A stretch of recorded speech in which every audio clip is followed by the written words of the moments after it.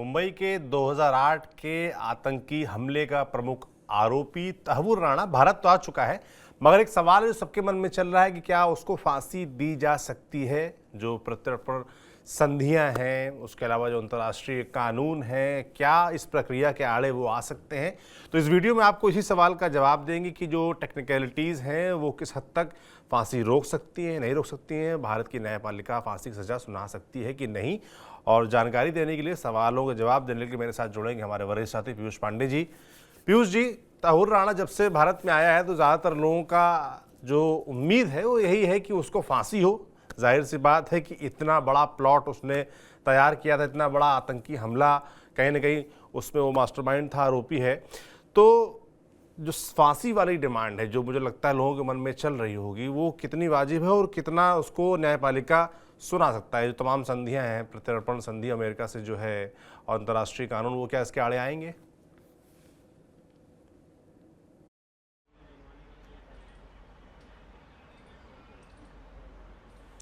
सौरभ, बिल्कुल देखिए, ये जाहिर सी बात है कि उसको 302 में इम्प्लिकेट किया गया है, यानी कि एनआईए ने 302 के अलावा अन्य धाराओं को भी इम्प्लिकेट किया है, लेकिन सबसे जो गंभीर धारा है जिसमें फांसी की सज़ा दी जा सकती है वो 302 है।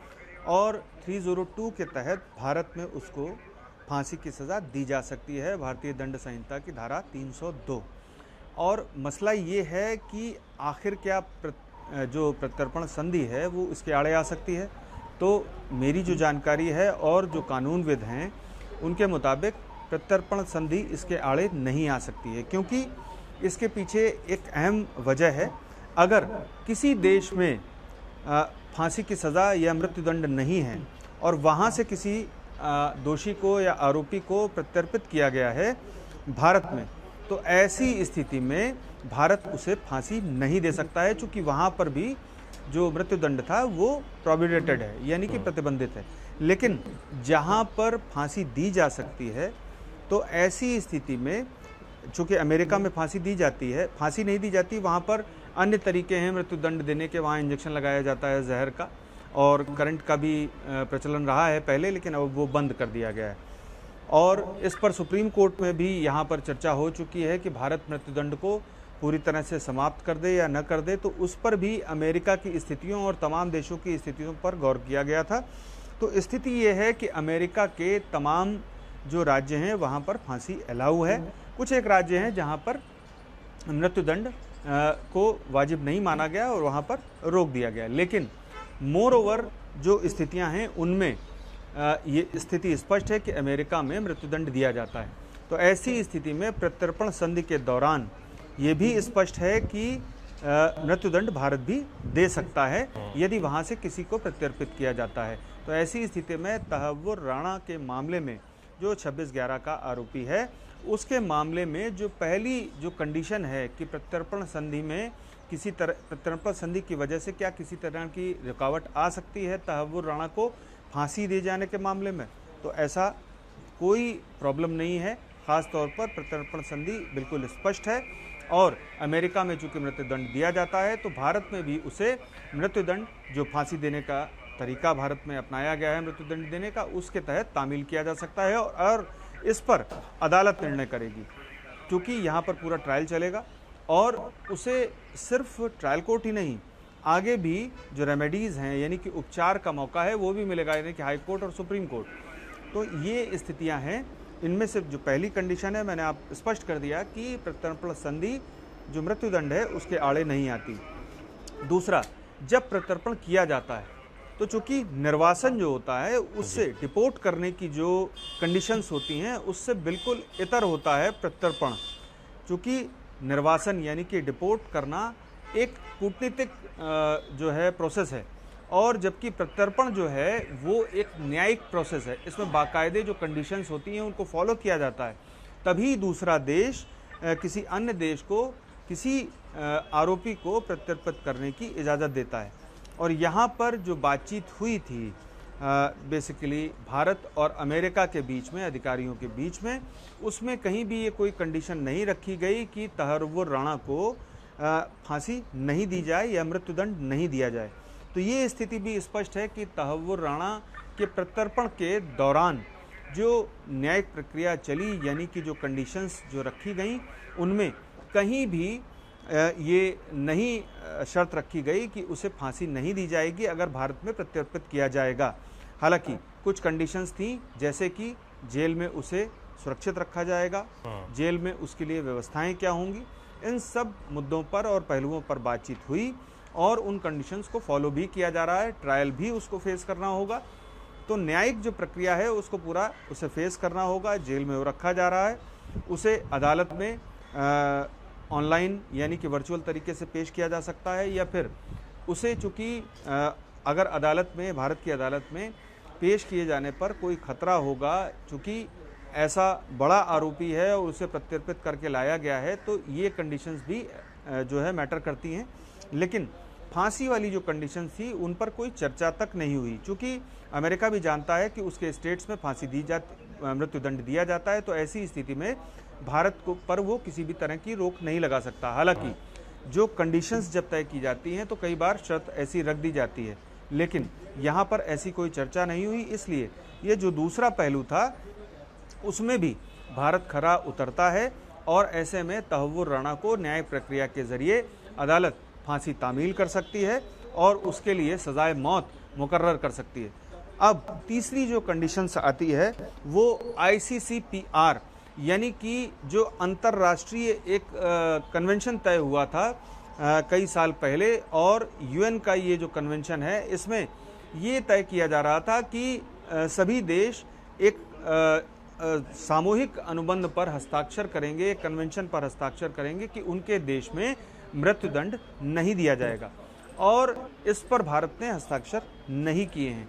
इसका जो सेकंड फॉर्म है वो ये स्थापित करता है कि अमुक देश अगर इस पर हस्ताक्षर कर देता है तो फिर किसी भी व्यक्ति को, किसी भी दोषी को उस देश में फांसी या मृत्युदंड नहीं दिया जाएगा। वो मृत्युदंड किसी भी तरीके से हो सकता है, क्योंकि फांसी ही नहीं है सिर्फ, और भी तरीके हैं, दुनिया भर में अलग अलग तरीके हैं। करंट दे करके मृत्युदंड दिया जाता है, कहीं पर इम्प्लीकेट किया जाता है इंजेक्शन को और जहर के जरिए मृत्युदंड दिया जाता है। तो जो ICCPR की जो कंडीशंस थी उस पर भी भारत ने, जो उसका सेकंड फॉर्म है, उस पर भी भारत ने हस्ताक्षर नहीं किए हैं।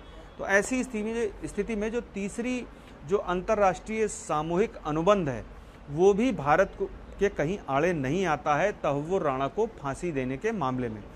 अब रही बात कि तहव्वुर राणा को आखिर किस तरह से फांसी मिलेगी, तो जाहिर सी बात है कि भारत की जो अदालतें हैं, विशेष अदालत इस मामले में, चूंकि NIA के पास मैटर है, तो NIA की जो अदालत है वो इस मामले पर पहले सुनवाई करेगी और NIA की अदालत ये तय करेगी कि जो उस पर धाराएं लगाई गई हैं IPC की, UAPA की और जो अन्य जो विशेष कानून हैं उनके तहत जो उसको इम्प्लीकेट किया गया है, उसके ऊपर जो आरोप तय जब अदालत करेगी उसके बाद सज़ा पर बहस होगी, और सज़ा पर बहस होने के बाद ये तय होगा कि आखिर उसे फांसी दी जाएगी या नहीं दी जाएगी।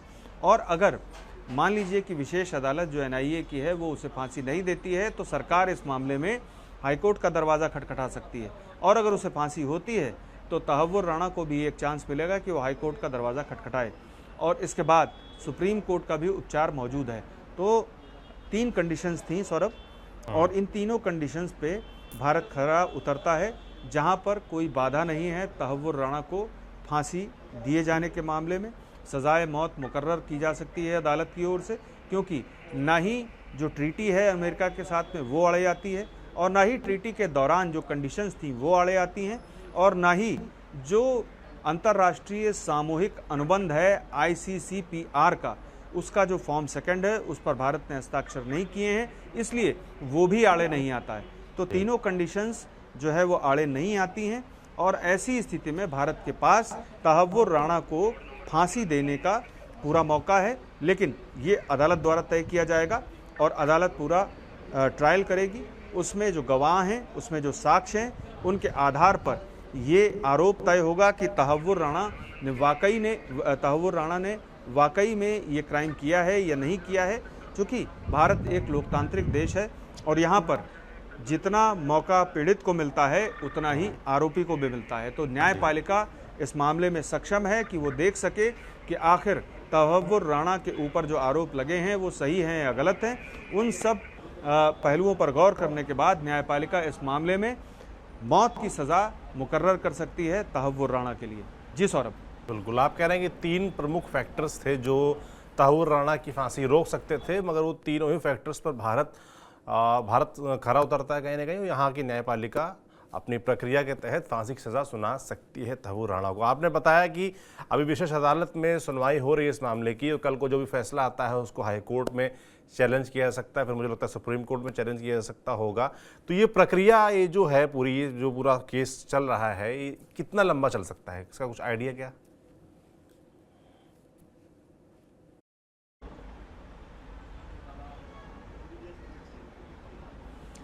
बिल्कुल सौरभ, देखिए कोई स्पष्ट इस पर अभी समय अवधि नहीं दी जा सकती है। अभी ट्रायल शुरू होगा, और ट्रायल जब शुरू होगा तो उसमें सबसे पहले जो कंडीशंस होंगी कि इसमें जो साक्ष्य हैं एजेंसी के पास और जो गवाह हैं एजेंसी के पास, और इसके अलावा चूंकि इसमें रिचर्ड हेडली का भी बहुत बड़ा रोल है, और उसके द्वारा जो साक्ष्य उपलब्ध कराए गए हैं एजेंसीज को और उसके जो वीडियोज़ हैं उनके बेसिस पर एजेंसी ये स्थापित करने की कोशिश करेगी कि तहव्वुर राणा का रोल क्या था, उसकी भूमिका कितनी थी, और भूमिका तय होते ही जो उस पर आरोप लगाए गए हैं या जो धाराएं तामील की गई हैं, धाराएं जो लगाई गई हैं, उन पर आगे चर्चा होगी कि हाँ, इस धारा के तहत इस मामले में इसका आरोप तय किया जाए, और एजेंसी इस पर बाकायदा पूरा जो गवाह है और जो स्पष्ट उसके पास सबूत हैं, जो वीडियोज़ हैं, जो वॉइस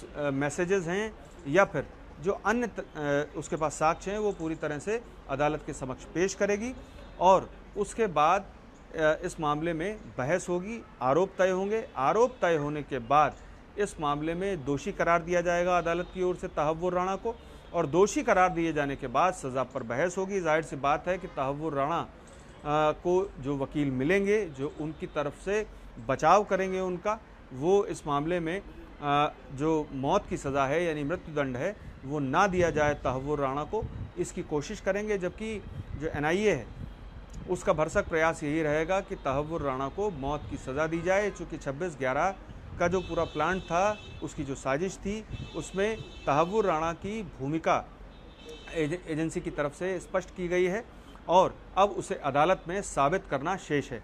तो अब देखना ये होगा कि एनआईए इस केस में किस तरीके से मजबूती से पक्ष अपना अदालत के सामने रखती है, और उसके बाद ये संभावना बनती है कि 1 या 2 साल में ये सज़ा जो है तहव्वुर राणा को भारत दे सके, और उसके बाद ये भी संभावना है कि इस मामले में जो ऊपरी अदालत हैं वो जल्द से जल्द इस मामले को निपटाएं।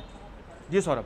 बिल्कुल, बहुत धन्यवाद पीयूष जी तमाम जानकारियों के लिए। और ये एक ऐसा सवाल है, फांसी का मसला तहव्वुर राणा की, जिसके बारे में लोग, मुझे लगता है, बहुत उत्सुकता से जानना चाहते होंगे। वक्त थोड़ा अभी लगेगा और उसका इंतज़ार करना पड़ेगा। एनआईए पूरी तरीके से इस प्रक्रिया को आगे बढ़ाएगी, न्यायपालिका में सुनवाई होगी, और उसके बाद जो भी फैसला आता है, जो भी अपडेट आता है इस मसले पर आप तक हम जरूर पहुँचाएंगे। आप देखते रहिए TV9 डिजिटल। शुक्रिया।